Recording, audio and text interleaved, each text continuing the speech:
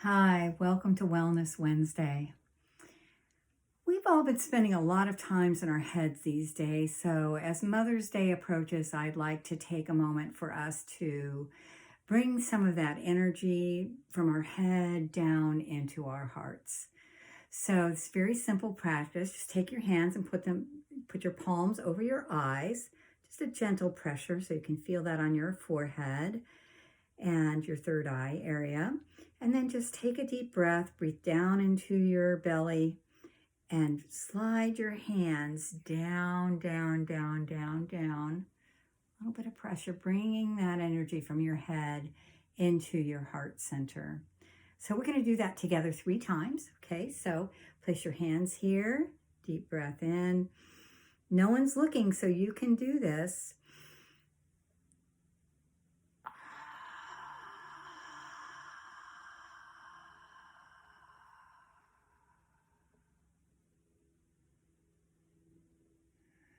Again, palms to the eyes, breathe in love.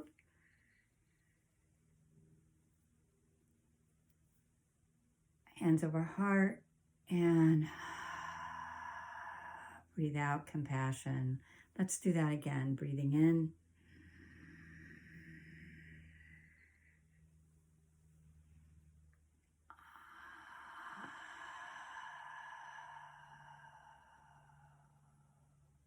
So nice to just even take this one moment for ourselves.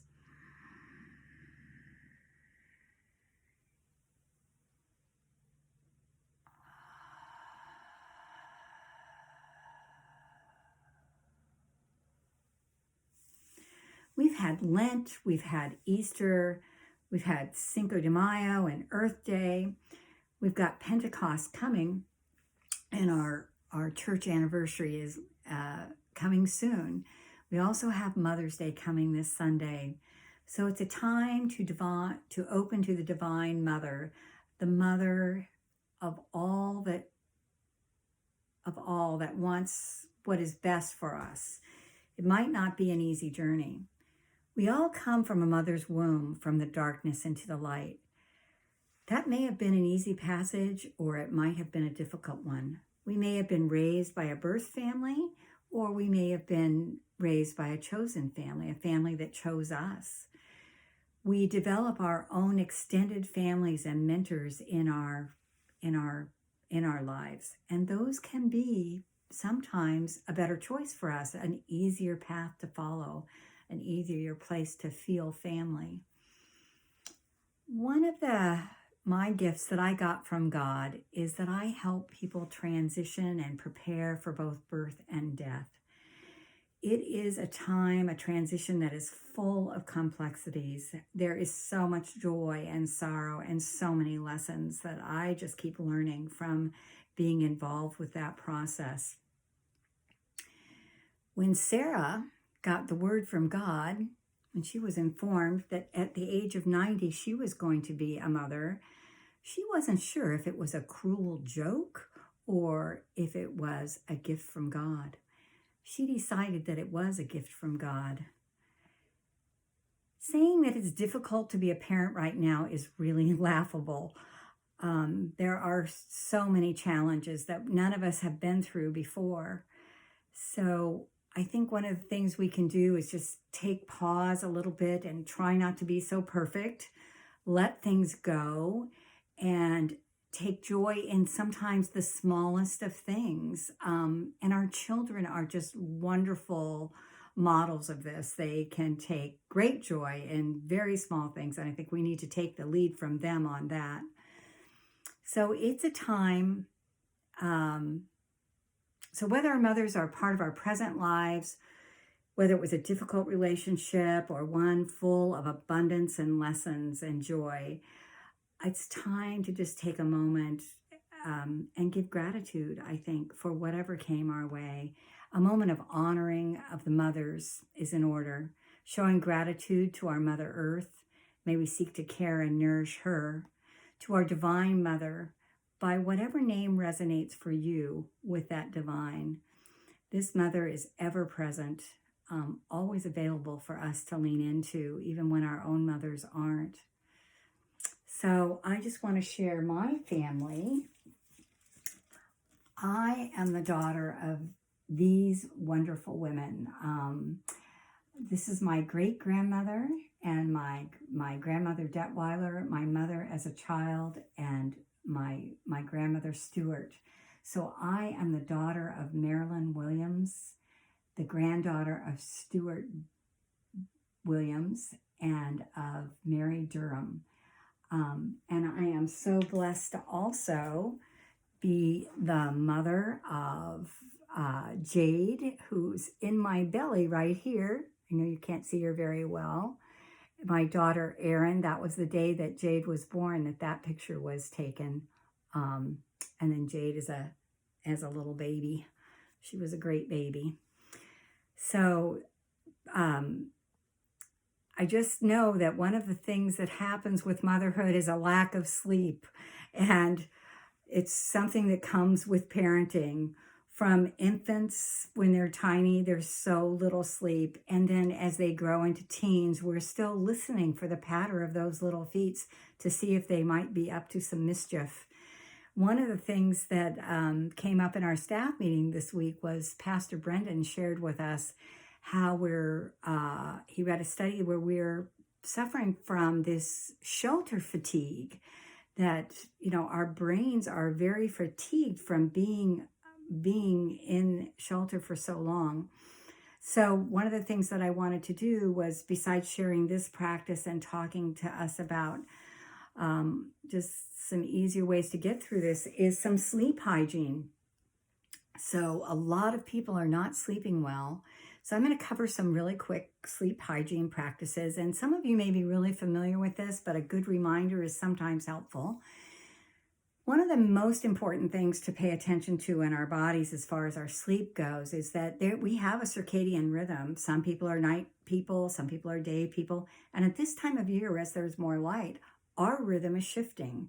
And so we do find ourselves going to bed later and getting up earlier as we have more light, and that's good for our bodies.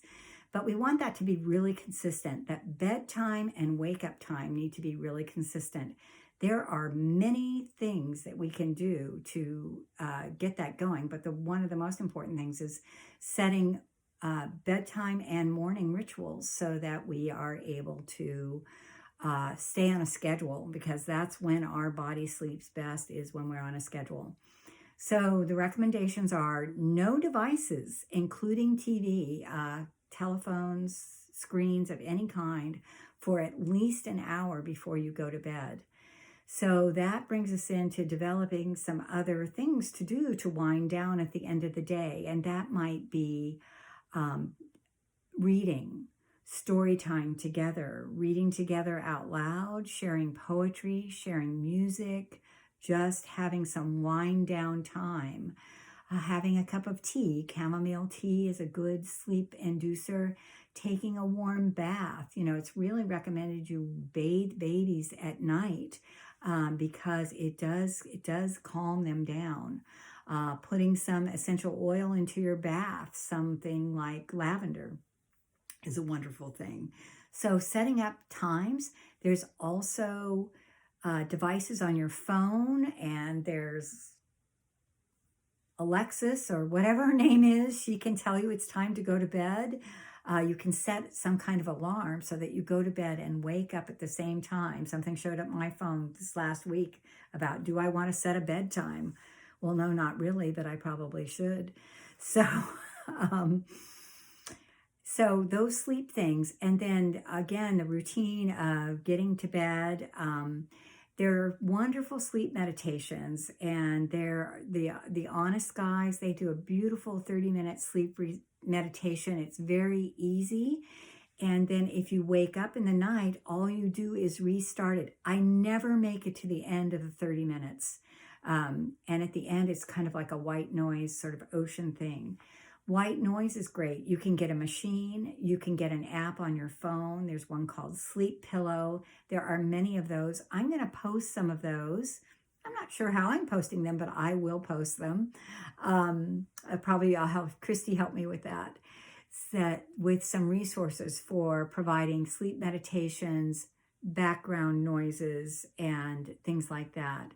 Another thing is to have your sleep environment just really nice. Like, I just changed the sheets on this bed, and I love that. I love crawling into great sheets.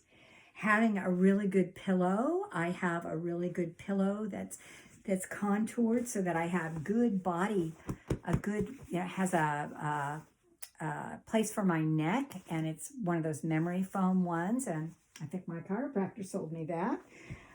So that's a really good thing. And also some essential oil, putting some essential oil on a handkerchief, and lavender is a really, really good one for sleep. You can also put some fresh lavender in a little pouch and tuck it under your pillow. If you get tired of the smell, just toss it out. Diffusers, there's diffusers. You can put a little essential oil somewhere near your nose.